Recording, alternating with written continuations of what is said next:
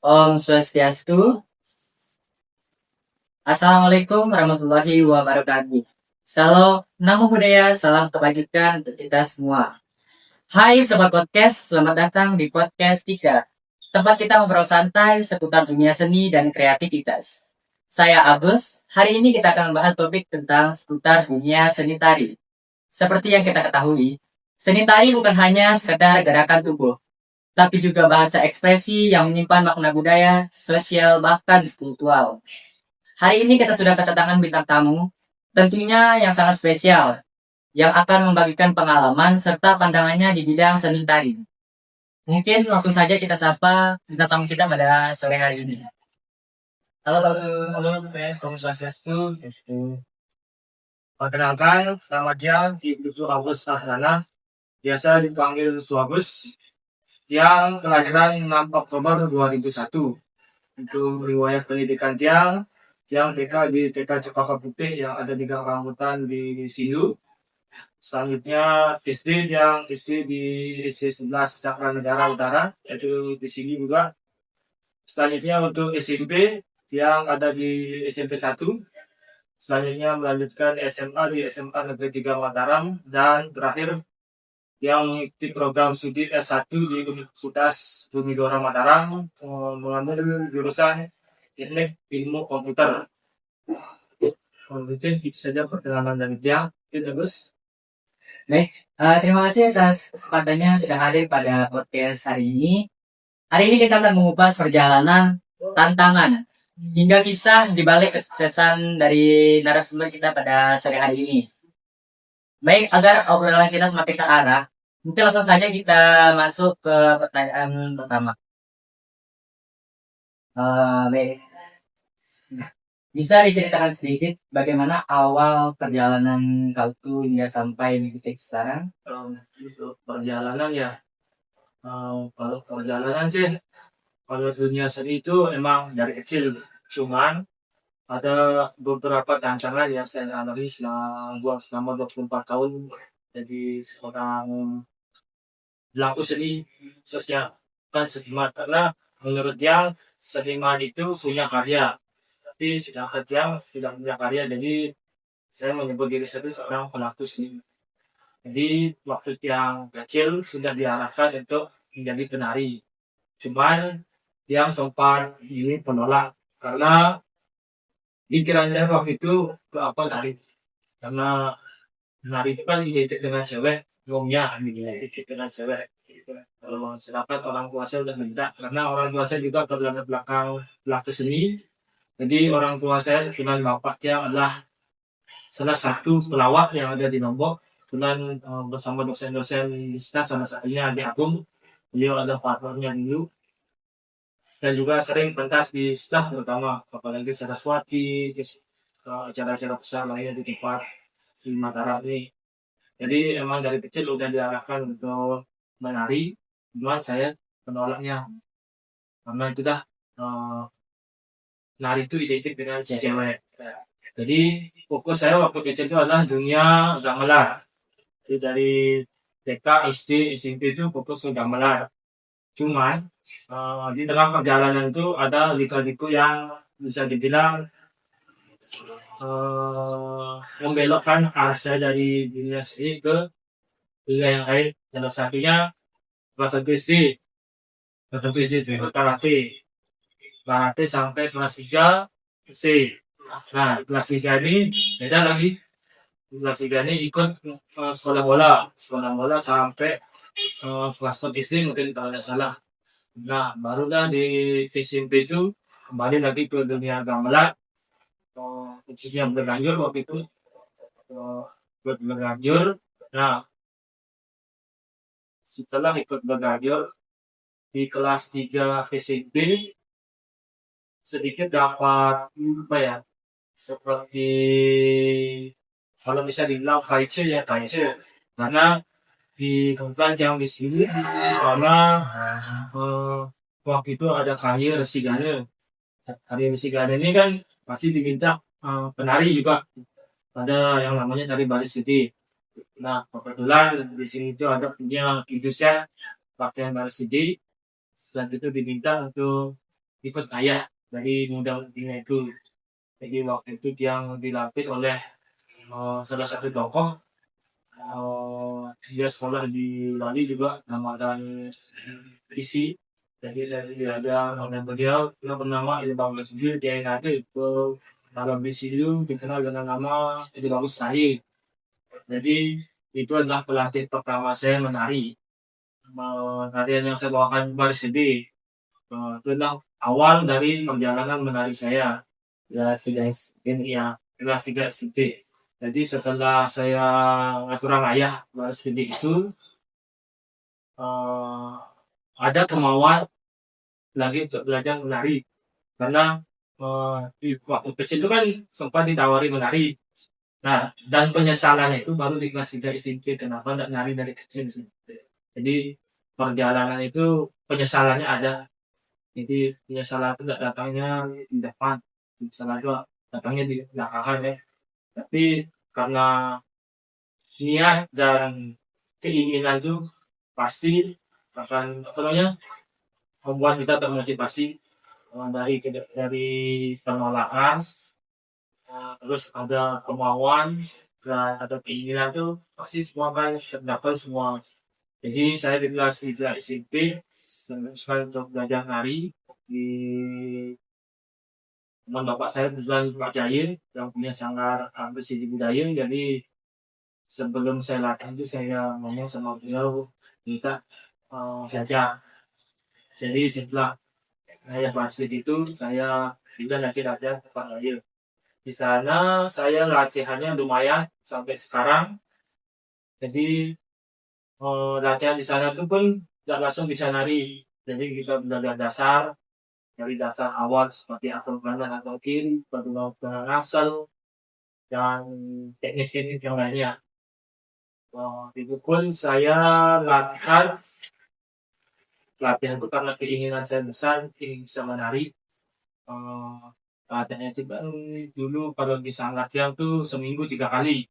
Jadi saya full kan seminggu 3 kali latihan. Walaupun yang diajak kecil-kecil waktu itu, dengan saya paling besar bisa bilang waktu itu latihan kadang tidak mematahkan semangat karena keinginan. 6 bulan yang latihan, yang sudah menguasai baris tahap 1 aja itu. Tahap 1, selanjutnya ke tahap 2 dan tahap 3 ada barisnya. Baris 1, 2, 3. Jadi setelah latihan sekitar 6 bulanan lebih, yang baru bisa lari. Lari baris dan saya ayah di rumah nenek saya yaitu di Tambang Eleh di Kuripan itu ya, di dekatnya Dangrage sama Lampir. Jadi setelah latihan di sana, nah setelah lari baris di belakang itu, yang perjalanannya langsung ke dari jauh keras, jauh manis, dan jauh longor. Nah, jauh longor ini kalau bisa dibilang momen saya di sana momen paling saya kenal selama hidup saya karena saya ngadu orang ayah di salah satu guru yang bisa dibilang besar di Lombok, salah satunya Pura Sakti Manuabu, dan itu merupakan bagi saya guru yang sangat luar biasa karena melalui susunan barong, susunan rangda jadi tiap tahun itu masalah itu di sana. Dan selanjutnya setelah dari Jawa Lombok itu yang diajarkan ke nopen keras. Jadi nopen kerasnya adalah kalau bisa dibilang cita-cita saya selama jadi penari selama latihan itu belajar nopen. Karena kalau yang dalam nopen itu jaga rasanya. Jadi dari awalnya jenisnya manis dan segala macam itu kayak menambah kepercayaan darinya. Jadi yang belajar nopen waktu itu yang dapat narinya kebetulan simpak landak dan kebetulan si simpak landak itu Purnama Kedasi. Jadi saya sangat mengingat momen itu di mana saya pertama kali terjun ke dunia nopen sampai sekarang. Dan alhasil dari belajar nopen itu juga saya belajar tentang agama saya belajar karena di dunia nopen juga muncul dengan pembelajaran agama terus kebersamaan terus dan mental terutama bisa belajar dalam progressing karena terjun di dunia joknya kita harus belajar namanya bahasa halus. Nah, apa masyarakat kita juga kita harus belajar bagaimana yang ada di sekitar kita itu. Terus belajar tata krama. Jadi dalam dunia joknya itu bukan sekedar menari saja, tapi kita juga belajar ke agama dan yang lainnya. Kemudian dia juga juara topeng kemarin di Star dan kemarin yang dapat juara ya kemarin jauh ini sudah apa namanya memberikan hasil yang memuaskan dan hasil yang bisa bilang 7 tahun yang lalu dan sekarang bisa membuat nama yang besar di dunia topeng. Dan juga harapannya juga banyak dari topeng yang lain di Lombok sedang saya mungkin itu saja di perjalanan. Baik, luar biasa sekali perjalanan bintang tamu kita pada sore hari ini. Baik, kita lanjut untuk pertanyaan kedua. Bagaimana cara Kak Utu bangkit dari kegagalan maupun tantangan terbesar dalam perjalanan hari itu? Dari pen kalau bisa dibilang kegagalan itu adalah kunci kesuksesan ya. Jadi selain kita harus pun dalam berlatih kita juga tidak boleh setengah-setengah latihan dulu. Jadi itu memang harus ada konsisten. Apalagi kalau niat kita udah bulat harus bisa tingkatkan niatnya niat yang utama. Jadi dia emang penyesalan gitu tidak belajar nari dari kecil, tapi karena niat saya dan mungkin emang perjalanannya seperti itu dari misalnya nanti kan kita nggak tahu dari ayah terus bisa jadi penari kan itu kan kayak suatu perjalanan spiritual bisa dibilang gitu. Tapi ngomong-ngomong untuk masalah kegagalan, eh, di satu sisi kegagalan itu membuat kita termotivasi apalagi kayak kita misalnya kan ada pesaing nih pesaing kita selama latihan kan oh jadi kan itu motivasi kan oh, kita harus lebih dari itu setiap hari seperti itu jadi jangan kita baru lihat yang eh, teman yang udah menguasai tari ya bisa kita jadi apa namanya kayak tahu mentalnya jangan jadi harus tetap termotivasi karena itu yang kemarin 2024 atau 2023 pernah lomba di Bali. Jadi lomba ke Bali itu bukan sekedar lomba biasa, tapi setelah kita saya dan partner saya itu tes mental setelah dari 21 atau 22 peserta itu saya dan teman saya ini nomor di satu peserta termuda lagi peserta termuda yang dari pulau lain yaitu Lombok kan pertama bisa dibilang suatu pencapaian yang luar biasa dalam lomba lima itu dan saya lomba di rumahnya sendiri waktu itu di Gianyar di Squati waktu itu jadi lomba itu berasal licin sama Montres jadi saingannya bisa dibilang tokoh dan saya menganggap itu suatu kedudukan yang saya bilang sangat diingat karena perang bintang istilahnya itu jadi nomor tinggi satu walaupun tidak dapat juara tapi sudah berani ngambil ya. Tapi setelah hari itu setelah lomba itu yang memotivasi saya untuk apa namanya belajar lebih dalam lagi di dunia penerbangan dan saya belajar marketing belajar bahasa Bali halus belajar tentang agama bagaimana kita memaparkan agama itu ke masyarakat itu adalah agama yang ada di dunia kita jadi kita menari juga sudah berlari itu ada banyak filosofi yang harus digali lebih sama dari bulan program yang sama tentang agama ada hal-hal yang ini sifatnya rasa kita harus paham. Eh, Terus kuncinya itu kita harus semangat, pun niatkan diri sudah kuncinya. Jadi siang juga bukan takdirnya di dunia topeng aja. Jadi dia juga ada salah satu jenis mati. Jadi saya juga termotivasi karena IT itu bagaimana menggabungkan dunia seni dan dunia IT. Jadi kayak apa ya? Sebenarnya di perjalanan saya menjadi seorang penari itu ketika dipunya itu satu eh, pendidikan saya bukan seni. Yang kedua yang bisa dibilang alat teknik. Jadi perpaduan alat teknik dan seni ini buat saya termotivasi sekali karena dulu sempat pengen masuk di Bali, puisi tidak dikasih oleh orang tua karena orang tua saya pengen apa namanya pengen punya anak yang bisa dibilang paham dengan dunia IT. Alhamdulillah dia udah masuk di isi, tapi karena niat dan tekad saya untuk dia topeng sekedar belajar seni dapat dan belajar IT dapat. Walaupun kegagalannya ya tiga-tiganya pengen jadi kontraktor ya tidak apa karena memang jalannya begini mana kan kita ada sini tidak semua orang tua.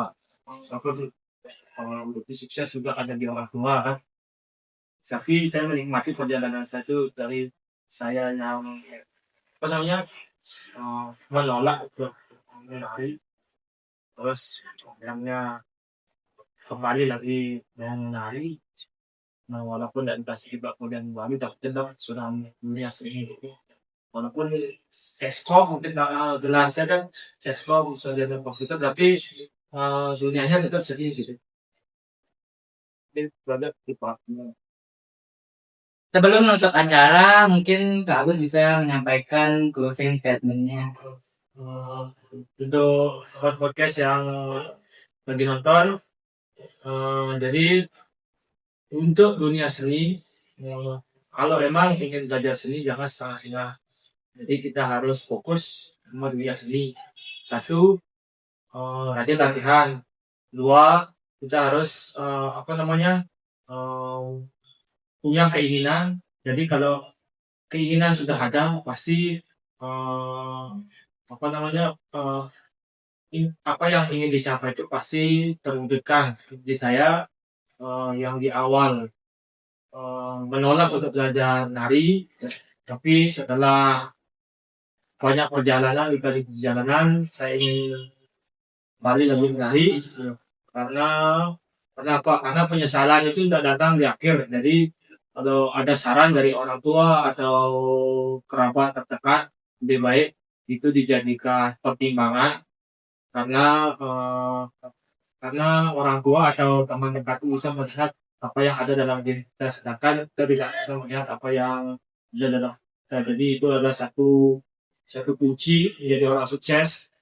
Berikan orang berkomentar tentang kita, ntar kita melihat kita harus mencari apa yang orang-orang apa namanya orang-orang berikan oleh kita. Jadi intinya semangat terus berkarya dan jadikan pembelajaran di setiap apa yang kalian temukan. Mungkin itu saja. Baik, luar biasa sekali perbincangan kita pada sore hari ini. Tidak terasa perbincangan sudah sampai di penghujung acara. Buat sobat ketika semua, jangan pernah berhenti berkarya, mengeksplor dan mencintai seni. Karena dari sanalah kita menemukan jati diri sekaligus menjaga budaya bangsa. Mungkin sampai di sini saja perbincangan kita kali ini. Buat sobat podcast kita semua, jangan lupa terus nantikan episode berikutnya di podcast Tika. Tempat kita ngobrol santai seputar dunia seni dan kreativitas. Saya Agus Andriawan, izin pamit, undur diri. Terima kasih dan para Santi.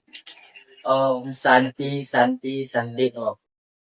Assalamualaikum warahmatullahi wabarakatuh. Salam, sadu, sadu, sadu.